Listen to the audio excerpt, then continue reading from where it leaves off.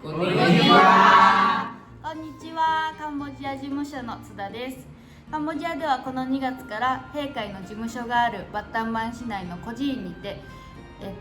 無農村の若者が住み込んで農業や畜産、リーダーシップなどを総合的に学べる訓練センターを開設しました。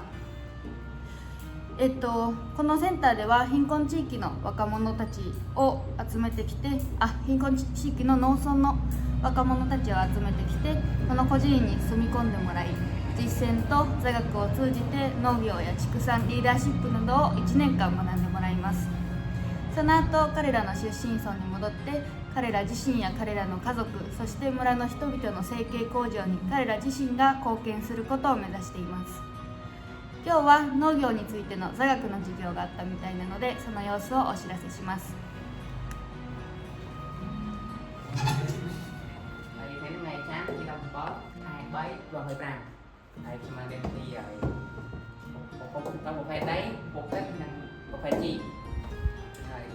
ទីមួយហើយជីមានពីរប្រភេទមានជីធម្មជាតិនិងជីគីមីហើយធម្មជាតិមាន3ប្រភេទហើយត្រីរៀងហើយកបោះនិងធម្មជាតិគឺធម្មជាតិសុទ្ធសាធអត់មានលេខបាទហើយគីមីមានហើយNPK ជាលេខតំណាងរបស់ជីវាជាប្រកាន់ណោះមាន3ប្រភេទហើយទូនាទីរបស់ N ជួយដល់ហើយជាតិមានជួយដល់គួយផ្លាក់ដើមហើយពេជួយដល់ការរលាស់របស់ឬក៏ដើមទៅហើយ3 K ផ្លែផ្កាពណ៌ល្អហើយផ្អែមឆ្ងាញ់ងាយរកផ្លែផ្កាបានណានេះជាលេខរបស់ហើយ pH ពី0ដល់14ចែកជា2ក្រុមទី1ដល់ទី7មកដល់1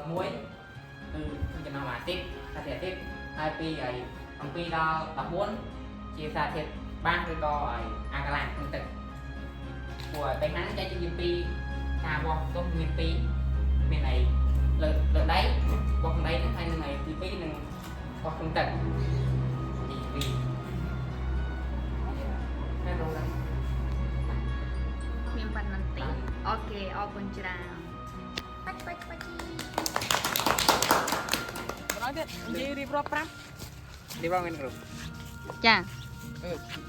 ណាំបន្លែអីនេះគឺជាហើយមួយគេខ្ញុំបានស្ដាប់ហើយនេះគឺជាបន្លែតកួនដែលពួកខ្ញុំបានដាំដល់គ្នានេះជា3រោគបាទហើយមានដាំភេទខុសគ្នាមានដូចជាពីស្រុតជាជួមានជាចុកដែលដាំពោតអញ្ចឹងហើយមួយទៀតមានការព្រុស3ប្រភេទនេះដល់ចំណឹងថាមួយណាវាល្អជាងគេហើយការខែស្មៅស្រួលថែជាងគេតើជាប្រមមួយណាដែលស្រួលថែដកស្មៅស្រួលថែមើលថែវានេះកាត់ដល់បិសោតទេហ្នឹងអត់តាន់ជាយកជាការបានទេអូខេអរគុណច្រើនអង្គរបស់ខ្លួនឯងតាមជង្គង់ទៅថាអីណាចាបងយកមកតាញ់ありがとうございますអរគុណច្រើនបាយបាយមកនេះកន្លែងទីកាច់ខ្ញុំដាក់លើហូត